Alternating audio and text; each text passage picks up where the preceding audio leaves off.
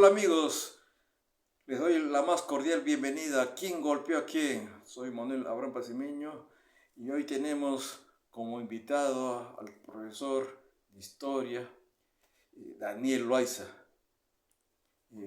titulado por la Universidad Nacional Federico Villarreal, con quien hablaremos sobre la situación política actual de nuestro país.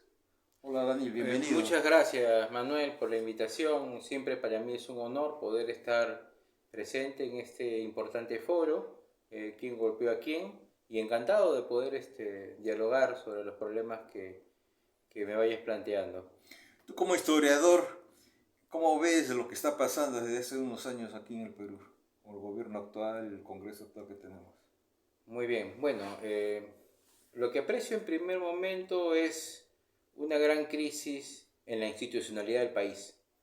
Hay un desgaste a nivel de todos los poderes del Estado. La credibilidad que la ciudadanía en general tiene con respecto a estos poderes ha sido mellada, y este proceso viene cuando menos de hace algo más de una década, sin descontar por supuesto causas estructurales. La gente siente que el Estado no ha sido capaz y no es capaz de solucionar problemas concretos que ellos tienen en el día a día, y que por lo tanto el quehacer de los políticos está bastante alejado de sus preocupaciones cotidianas. Y creo que ahí radica en principio el origen de la crisis institucional por la que pasa el Estado, sin descontar algunos otros factores que podemos ir desarrollando. ¿Tú crees que, por ejemplo, en el Congreso y en el Ejecutivo hay un contubernio? ¿Se apoyan mutuamente? Bueno, creo que sin duda lo hay. Eh, Aunque esto que llaman contubernio en realidad no lo considero per se algo negativo. De hecho, si uno aprecia la historia del Perú, uno se da cuenta que los momentos de mayor estabilidad política han sido momentos en los cuales el Congreso y el Ejecutivo han logrado entendimientos. Por ejemplo, si nos fuéramos al Congreso del primer gobierno de Belaúnde, que fue del año 63 al 68, nosotros podemos ver que la alianza APRA, Unión Nacional Obrerista, que fue opositora al gobierno de Belaúnde, trajo abajo una cantidad de gabinetes tal que puso en peligro la propia gobernabilidad de Belaúnde, y que probablemente fue uno de los factores que jugó en el desencadenamiento del golpe de Estado del 3 de octubre del 68. Sin embargo, en los años 80, pese a la enorme crisis económica, a la irrupción de Sendero Luminoso, el MRTA, no hubo interrupción del orden constitucional, no solo porque había habido un golpe previo en el 68 al 80, sino porque Belaúnde tuvo mayoría en el Congreso gracias a la alianza con Acción Popular, y Alan García tenía mayoría gracias al APRA, ¿no? Esta situación volvió a ponerse en peligro cuando Fujimori gana las elecciones en el 90, y el Congreso, ante el choque verbal que había entre el presidente y algunos miembros del Congreso, el propio presidente de la Cámara de Diputados, Ramírez de Villar, amenazó, recuerdo, antes del golpe del 5 de abril a Fujimori con una vacancia presidencial, porque Fujimori no contaba con mayoría. Habiendo contado Fujimori con la mayoría que provino de las elecciones posteriores al golpe, tuvo un momento de estabilidad. Justamente la ley que se lanzó sobre la cifra repartidora para los partidos políticos en este siglo ya, fue lo que ha traído una enorme dispersión de las agrupaciones políticas, y esto también ha traído la incapacidad de que los gobiernos tengan generalmente mayorías en los congresos, y esto ha hecho precisamente, o ha generado la inestabilidad. Kuczynski es uno de esos casos, luego con Vizcarra, ¿no? Y hemos visto con Pedro Castillo, hemos visto lo mismo. Entonces, generalmente los gobiernos necesitan una mayoría parlamentaria. Claro, algunos lo llaman contubernio, pero creo yo que dentro del juego de la democracia siempre hay digamos, un reparto del poder, ¿no? Un reparto de poder que, mientras no sea, digamos, destinado a la comisión de actividades ilícitas, per se no es negativo. ¿Y consideras que no hay actividades ilícitas actualmente en el Congreso, por Es ejemplo? probable que sí, pero lo que yo quisiera en todo caso es hacer una digresión aquí, porque, digamos, estamos hablando de 130 congresistas, y las responsabilidades penales y los delitos son siempre personales. Entonces pueden haber 5, pueden haber 4, pueden haber 10, podrían haber 20, tal vez 30 congresistas que se dedican a actividades ilícitas, Pero cuando hay leyes que favorecen ciertos intereses, por ejemplo. como lobbies, para Eh, favorecer, por ejemplo, la minería ilegal, o favorecer, por ejemplo, a las grandes empresas para que no revisen pues, sus construcciones, ¿no? Justamente eso salió a la luz hace poco, ¿no? Cuando se cayó el techo de este centro comercial en Trujillo. Perfecto, ya, ok. Con respecto a lo de la minería ilegal, yo considero particularmente que el tema de la minería ilegal es un tema complejo y lo es porque sencillamente el Estado en sí mismo en estos momentos, por la debilidad institucional que tiene, no es capaz de enfrentar a la minería ilegal. No hay que olvidar que la minería ilegal fue una de las que sufragó los gastos de las protestas que hubo a raíz de la caída de Pedro Castillo. O sea, estas protestas eh, que pueden discutirse el derecho a la protesta, puede ser muy legítimo y todo lo demás, en gran parte contó con el financiamiento de esta minería ilegal a la cual se le había abierto las puertas durante el gobierno de Castillo. Y no hay que olvidar que el señor presidente del Congreso, el señor Salguana, ha sido desde hace varias décadas atrás representante y luchador por los intereses de la minería ilegal y Madre de Dios, por ejemplo. Así que desde plano tienen un representante ahí. Eh, y obviamente se abre camino al reinfo, ¿no? Así que por ahí yo veo que es posible que hayan intereses y que por supuesto hayan actividades delictivas que se han ido internando en la política peruana, lamentablemente, ¿no? El Perú no es todavía un narcoestado, pero sí ha sido penetrado por el narcotráfico, ha sido penetrado por la minería ilegal, y no solamente el Congreso, sino el Ministerio Público, el Poder Judicial, ¿no? Siendo que en nuestro país hay pues gran producción de coca, ¿nuestro estado está camino a hacerlo? ¿Un narcoestado? ¿Cómo dices? ¿O se puede eh, parar eso? Muy bien, yo creo que si, digamos, si tenemos una representación política con una debilidad en los partidos políticos y donde la gente que se dedica a actividades ilícitas van a ser los principales financistas de la próxima campaña, vamos a tener a muchos representantes que van a responder a intereses de estos grupos. Y es probable que en un futuro no muy lejano el Perú pueda ser en toda regla un narcoestado. Hablaste del debilitamiento institucional, ¿no? No tenemos un estado fuerte, justamente hay un problema, sobre todo en la costa, ¿no? La criminalidad que ha crecido en gran manera, ¿no? Como pareciera que fuéramos pues casi como México, ¿no? Que la vida no vale nada, hay secuestros, chantajes. Sí, es innegable que la criminalidad ha crecido. Y ha crecido en gran parte porque se ha conformado una delincuencia transnacional que organizaciones como el Tren de Aragua, que tienen nivel internacional, que comprenden a varios países. El Perú, a pesar del proceso de crecimiento económico, este crecimiento no ha ido aparejado de un esfuerzo por garantizar condiciones de seguridad en el país, porque recordemos que lo que está pasando hoy en Lima y nos alarma, ya está ocurriendo ya hace casi 20 años en Trujillo. No es nuevo, pero sin embargo los gobiernos han desoído las demandas de la población de forma consecutiva y no han tomado medidas radicales. No es, yo sé que en un primer momento se piensa que generalmente es un tema de leyes, ¿no? Que las leyes penales deberían ser más estrictas. Sin embargo, las leyes penales son bastante estrictas. Sin embargo, hay un conjunto de elementos que a veces imposibilita la acción rápida del Estado. Cuando en el año 2005 se implementó el nuevo Código Procesal Penal, se suponía que la oralidad del nuevo Código Procesal Penal y la abreviación de plazos iba a garantizar procesos más rápidos y sentencias firmes, más eficaces y rápidas.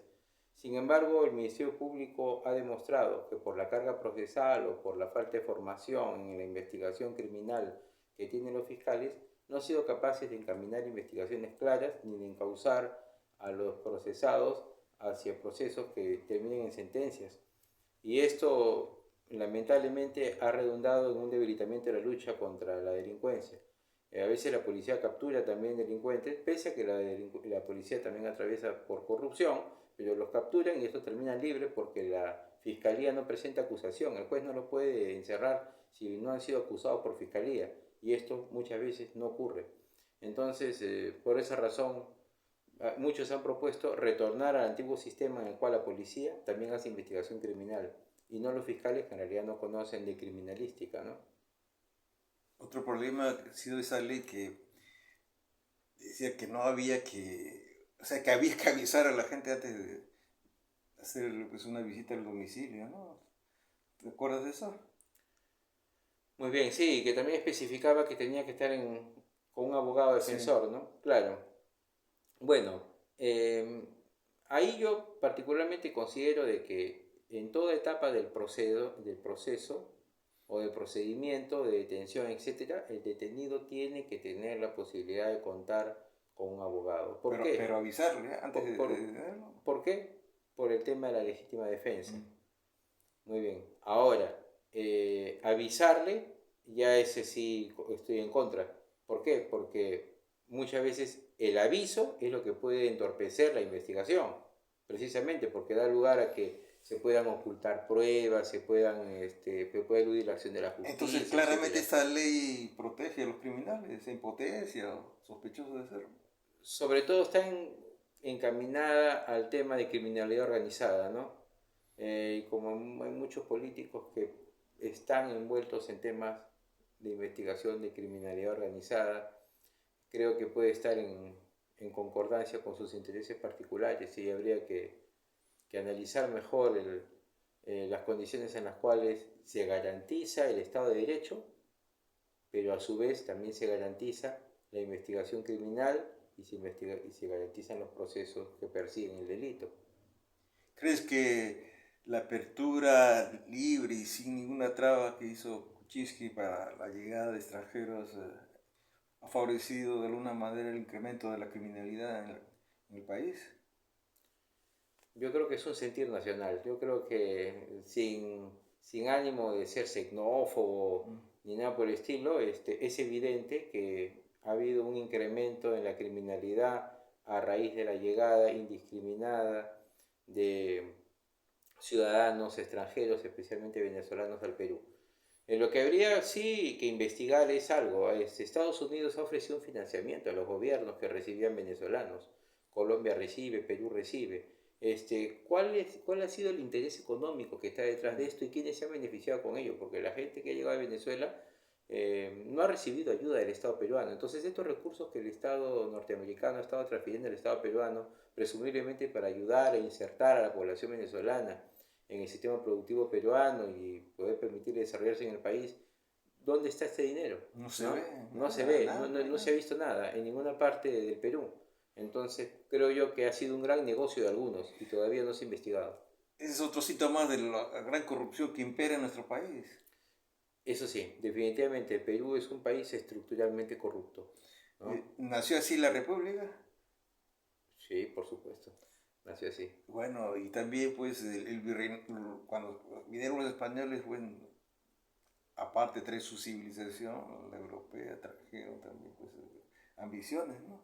De explotar las riquezas naturales. Así es, claro, sí, sí, por supuesto. Fue el principal, digamos, la principal motivación que hizo que digamos, los españoles atraviesen el Atlántico a llegar hasta acá. Entonces nuestra situación, digamos, crítica, es una herencia de siglos. Es una vieja herencia colonial, sin duda, sí. Y lamentablemente creo yo que está bastante bien instalada en la cultura peruana, ¿no? A todo nivel. Pero ya mencionaste, ¿no? Al gran país del norte. O sea, el imperio español ya no lo ves más, Inglaterra tampoco. Ahora tenemos pues a Estados Unidos, ¿no? Y que nos trata como si fuéramos su patio trasero. Bueno, sí, sin duda ahora con el gobierno de Trump se nota más todavía que somos su patio trasero, ¿no? Ante una pregunta de una periodista brasileña que le hizo a Donald Trump con respecto a si se reuniría con el presidente Lula de Brasil, él dijo que probablemente se reuniría con Lula, pero que recuerden algo, ¿no? Que Brasil necesita de Estados Unidos, pero Estados Unidos no necesita en lo absoluto de Brasil, ¿no? Dijo, sencillamente no los necesitamos. Y estamos hablando de que Brasil es la mayor potencia de toda América, de Hispanoamérica, ¿no? De la llamada América Latina, representa casi el 50% del Producto Bruto Interno del continente. Pero en realidad sí necesita, pero sobre todo los minerales, ¿no? De América Latina, del tercer mundo, de África. No, sin duda, en estos momentos hay toda una lucha entre Estados Unidos y China por marcar posiciones con respecto al aprovechamiento de los recursos naturales en el mundo entero. La propuesta de Trump, que puede sonar descabellada, que es integrar a Canadá como un estado a los Estados Unidos, que integrar a Groenlandia a Estados Unidos, solicitarle a Zelensky la explotación por parte de Estados Unidos del 50% de las reservas minerales de Ucrania, o hacer un trato con Putin de permitir la entrada al G7 y garantizarle ciertas condiciones de control sobre Europa del Este, pero a cambio de que la propia Rusia le permita explotar recursos minerales en Rusia, es una prueba de que Estados Unidos quiere sentar posiciones y garantizar el abastecimiento de ciertos recursos que van a ser y que son estratégicos en estos momentos, como es el caso de los 17 minerales llamados tierras raras, ¿no? Que son cruciales para el desarrollo de las tecnologías punteras en el mundo. Lo propio hace China, ¿no? En el puerto de Chancay, por ejemplo, es parte de todo el esquema de la ruta de la seda, y esto tiene como fin, entre otras cosas, abastecer de minerales y garantizar abastecimiento para el progreso industrial de China. Claro, pero te has dado cuenta cómo China crece, ¿no? En sus relaciones a nivel mundial, pero invirtiendo, ¿no? No Eh, invadiendo. eh, lo que pasa es que nosotros no percibimos, digamos, el empuje imperial chino porque estamos en una zona que todavía no es una zona de dominio chino. Pero si nosotros vemos, por ejemplo, lo que ocurre en lo que se conoce en el mar meridional de China, lo que ocurre en zonas cercanas a Vietnam, Camboya, en el mar territorial de Japón, los chinos están acostumbrados a invadir el mar territorial japonés, a invadir el mar territorial vietnamita, a amenazar con su flota naval a Australia, a acercar a India. O También sea, pesca de acá, ¿no? En Guadalajara también. la China pesca acá, y además la China tiene bajo su control territorios que han sido de la India históricamente. Sin embargo, sienta posiciones, digamos, imperiales en otras zonas. No todavía acá, pero no es, digamos, China tampoco el vecino pacífico y Estados Unidos es exclusivamente el vecino violento. Ambos se comportan como dos imperios, simplemente están en dos momentos distintos de desarrollo. Bueno, China ha amenazado con invadir Taiwán, ¿no? En Bueno, cualquier sí, momento. en el caso de Taiwán es un caso complicado porque Taiwán o la isla de Formosa siempre ha sido parte de Claro, China. En realidad se convirtió en la República Nacionalista China formalmente es otra república. a raíz de que Chiang Kai-shek huye luego de la derrota Claro. frente a Mao Zedong. Sin embargo, Estados Unidos, a pesar que protege a Taiwán, Estados Unidos desconoce a Taiwán como Ahora, país ahora. a raíz de la visita de Nixon con Kissinger Claro, en histórica visita, sí, 1973 sí. a Mao Zedong en Beijing. Estados Unidos le ha quitado el reconocimiento y no tiene silla en las Naciones Unidas ya a Taiwán. Por eso que cuando hablan de APEC dicen las 21 economías, no dicen los 21 países, porque Taiwán es una economía, no es un país. Pero definitivamente creo que Taiwán, aun cuando los taiwaneses no quieran integrarse a la República Popular China, dada la gravitación creciente de China, terminarán bajo su hegemonía. Pero igual Estados Unidos lo protege, ¿no? Estados Unidos lo protege porque más del 80% de los nanochips los hace la empresa TSMC taiwanesa, y no existe ninguna otra empresa en el mundo con esa tecnología y con esa capacidad instalada para hacer nanochips. Los nanochips son productos estratégicos que pueden utilizarse desde un automóvil, un tanque, un avión, un barco. No se va a mover material bélico sin tener nanochips. Quien controla esa tecnología controla el poder en el mundo. Estados Unidos protege a Taiwán mientras Taiwán controla esa tecnología. Por eso que ya desde la época de Biden, Estados Unidos ha exigido a los taiwaneses poner plantas en Estados Unidos. Una vez que Estados Unidos tenga esa capacidad de producción, va a abandonar Taiwán porque sabe que definitivamente es imposible defender a Taiwán en el largo plazo. Entonces vemos que China sigue avanzando, ¿no? Como superpotencia y cree que finalmente ocupará el lugar de Estados Unidos. ¿O No creo. no necesariamente? No creo que llegue a ocupar el lugar de Estados Unidos porque Estados Unidos ha llegado a ser una potencia global y cada vez lo va a ir siendo menos. Va a ser ahora una potencia regional. y va a tener que compartir su poder con China, ahora ya vemos que con Rusia, y el que aspira también en un futuro cercano, en un plazo de más o menos de 10 años a, digamos, a participar de ese reparto es India, ¿no? Esos van a ser, digamos, los grupos. Europa está luchando ahora para no perder posiciones y por lo menos garantizar su espacio. Por eso están proponiendo rearme, está juntándose Macron con los demás jefes de Estado. Sin embargo, China tiene un problema y es un problema estructural.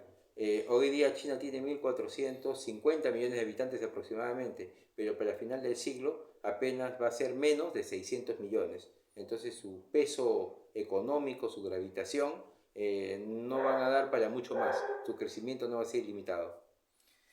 Entonces, ¿no crees que haya una tercera guerra mundial, ya está nuclear, por Ucrania, por ejemplo? Buena pregunta. Sin embargo, yo creo que no va a llegar a haber una tercera guerra mundial. No creo que eso llegue a ocurrir. Me parece que es mucho más sencillo hacer una concesión sobre Ucrania, que finalmente no es un país gravitante. Quisiera que me permitas exponer algo breve sobre Ucrania. Siempre se dice que, bueno, Rusia es un país agresor, que esto y que el otro. Pero en realidad ya hace muchos años Henry Kissinger advirtió esto, dijo que la OTAN no debería, digamos, ir prolongándose hasta las puertas de Rusia. Estados Unidos quiso arrinconar a Rusia luego de que se desestructuró la Unión Soviética, sin embargo no respetó, digamos, la hegemonía rusa y la proyección que Rusia tenía sobre Europa del Este. Y Ucrania y parte de Ucrania son prorrusos.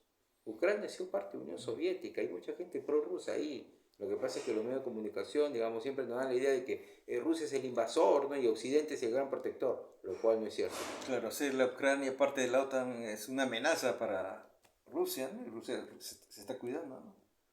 Sí, por supuesto, claro. Que Ucrania sea parte de la OTAN es una amenaza para Rusia, sin duda, porque eso implicaría la posibilidad de que Estados Unidos despliegue material nuclear en Ucrania con todo derecho. A pesar de que Donald Trump es calificado de extravagante y hasta loco, es bien cauto, ¿no? Ante la amenaza de bombas nucleares contra Estados Unidos de parte de Corea del Norte, habló, ¿no?, con el líder norcoreano, ¿no? Y justamente hablando con el presidente de Ucrania, dijo, ¿no?, ¿qué quieres? Una, una guerra nuclear. O sea, es cauto y habla, o sea, conversa. Claro, Trump es negociador. Sí, Y sí. la ventaja que tiene Trump es que no negocia con todos igual. O sea, la forma en que le habla a Zelensky no es la forma en que le va a hablar a Putin. Sí, sí. Ni la forma en que conversa con Eso le Putin. viene pues de sus empresas, ¿no? De su Así es. experiencia como empresario. Ahora, él sabe muy bien que el principal rival que tiene Estados Unidos es China. Y uno de los grandes problemas que tiene Estados Unidos es que tiene demasiados frentes. Tiene frente en Siria, tiene frente en Taiwán, tiene frente en Ucrania, y que Estados Unidos no es capaz de sostener y de mantener una situación de equilibrio en esas condiciones. Tiene que centrarse en China. Y el principal desafío chino hoy día es un desafío económico. Económicamente China es que está socavando la posición norteamericana y de eso depende. Entonces Trump quiere concentrar sus esfuerzos para garantizar la supremacía económica de Estados Unidos, y esa supremacía depende de su supremacía científico-tecnológica. ¿Tú crees que necesitamos alguna ayuda de alguna de estas potencias para surgir como país desarrollado? Porque recordemos, ¿no? Después de la Segunda Guerra Mundial, pues hubo apoyo norteamericano a Europa, ¿no? Y justamente Corea también recibió apoyo, ¿no?, los tigres de Asia, pero ahora son potencias. Muy bien, yo quisiera, para responderte esa pregunta, recordar una tesis del historiador francés Fernand Braudel. Fernand Braudel, cuando investigó el desarrollo del capitalismo, y él fue el primero que planteó la idea del centro y de la periferia, ¿no?, que después ha sido desarrollada posteriormente, Braudel hace hincapié en algo, que las economías que más se desarrollan son aquellas que están más cerca del centro, y las que se desarrollan menos son las que están menos cerca del centro. ¿De qué centro? Del centro del desarrollo capitalista. Por esa razón, creo yo que muchos experimentos socialistas lamentablemente no han funcionado. Y no han funcionado porque se han mantenido alejados del centro del desarrollo capitalista. O sea, se han mantenido alejados del centro de la dinámica económica. Y eso ha generado el atraso.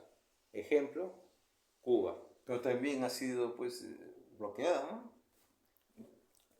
Bueno, Y pero hasta ahora, pero ¿no? bloqueado por Estados Unidos, Sí, sí. porque Cuba recibía más de 5.000 millones de dólares en financiamiento de parte de la Unión Que al Soviética caer lo durante perdió. años. Los países europeos, Canadá, todos comerciaban con Cuba, Mm. ¿no? O sea, digamos que no es, digamos, esa es la razón por la cual Cuba no ha podido surgir, ni ha logrado modernizarse, sigue dependiendo del azúcar, o sea, nunca dio ningún salto estructural en realidad. Ahora, entonces, ¿qué pasa? Si nosotros, por ejemplo, queremos desarrollarnos más, tenemos que integrarnos más con el centro de la dinámica de desarrollo capitalista. Y ese centro de la dinámica de desarrollo capitalista no está hoy día en Estados Unidos, está en Asia. China. China. China, Indonesia, Malasia, Singapur, Tailandia, Corea del Sur, India, son los países que van Claro. a jalar el crecimiento. Por esa razón, para nosotros es vital. Si los chinos desean invertir en el Perú, Ya lo están haciendo. que vengan, Han comprado pues también empresas eléctricas, ¿no? que vengan.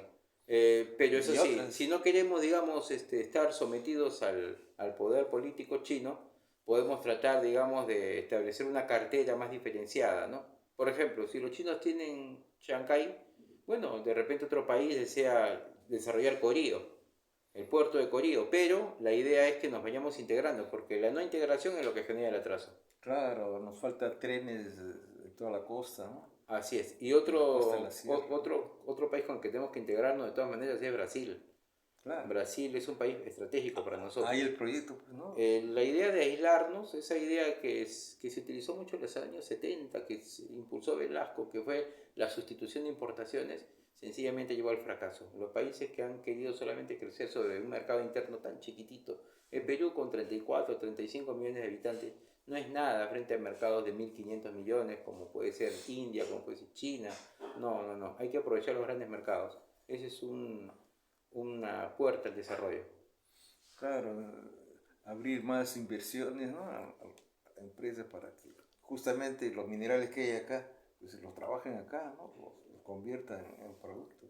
Exacto, exacto. Pero digamos que eso no siempre a veces se debe, digamos, a la maldad de los gobiernos, sino que a veces se ha debido a que sencillamente el mercado peruano no ha sido a veces tan atractivo como para que alguien ponga aquí una planta para producir algo, ¿no? Entonces, Y ha habido, ¿no? ¿Te acuerdas? en algún momento hubo plantas ensambladoras, Sí, sí. pero ahora sí podemos aprovechar que se están recolocando las empresas en el mundo. Muchas empresas han salido de China y están yendo a India, están yendo a Vietnam, están yendo a México. Y nosotros con el puerto de Chancay podemos tratar de aprovechar eso para que muchas empresas lleguen al Perú y a partir del Perú y aprovechando el puerto, proyectarnos hacia Sudamérica y abastecer a Sudamérica de productos hechos en Perú, pero con el know-how, el conocimiento, la tecnología y la ciencia de empresas, pueden ser chinas, coreanas, de cuántos países. Entonces nos falta un gobierno que tenga esa mira, Falta visión, ¿no? falta visión. Yo lamentablemente en el discurso político no encuentro candidatos que se refieran a este tipo de cosas. O sea, estamos en la cosa menuda, en la cosa del día a día, pero la proyección de país a mediano y largo plazo, la visión de que cómo podemos integrarnos, no la veo. Es otra muestra de nuestra crisis, no solamente política, sino social. Tenemos una crisis política, una social y una crisis intelectual también. Sí, sí. Lamentablemente nuestros políticos carecen de una visión de país, de una proyección, entonces están pensando más en las elecciones, ¿no? Que estar pensando en el futuro del país de aquí a 20 o 30 años, ¿no? Que es como deberían plantearse las cosas. Pero lamentablemente eso está unido al hecho de que los partidos políticos prácticamente no existen, son clubes electorales, son maquinarias electorales que luego se reparten el poder. Pero partidos políticos sólidos, con visión, con proyección, con propuesta, lamentablemente No tienen escuelas políticas, no ¿no? hay escuelas políticas. Que preparen no hay a la formación. gente, los Así futuros es, exacto. gobernantes. Entonces, no somos por eso muy optimistas. ¿O hay alguna luz de esperanza? A ver, yo creo que tampoco podríamos ser muy pesimistas. El Perú, pese a toda la crisis política por la que ha venido atravesando y todavía sigue viviendo, a político institucional, todavía cuenta con con un equilibrio macroeconómico sólido. Las expectativas de la gente no son negativas con respecto a su futuro inmediato. Los mercados siguen trabajando y el Perú tiene la posibilidad de que si se destraban proyectos estratégicos mineros, por ejemplo, el Ministerio de Energía y Minas no ha avanzado lo suficiente para agilizar nuevas inversiones en producción de cobre. El Perú era el segundo productor mundial de cobre y ha sido reemplazado por el Congo. En un momento en que el cobre se convierte en un mineral estratégico para la conversión energética mundial, el Perú desaprovecha una oportunidad de oro en la cual el cobre ha llegado a precios internacionales los más altos de la historia y no estamos aprovechando esto lo suficientemente. No tenemos la visión clara de que el Perú es un país minero, ¿no? Es también un país agroindustrial, es también un país pesquero, pero también es un país minero y debemos aprovechar ese potencial como palanca para luego poder desarrollar infraestructura básica, etcétera, que posibilite pues, el desarrollo del país. Muy bien, Daniel, muchas gracias por tus lúcidas e ilustradas opiniones sobre la situación política y social de nuestro país. Muy bien, amigos, esto ha sido todo por hoy. Soy Manuel Abraham Pacimiño y los invito a otra emisión de ¿Quién golpeó a quién?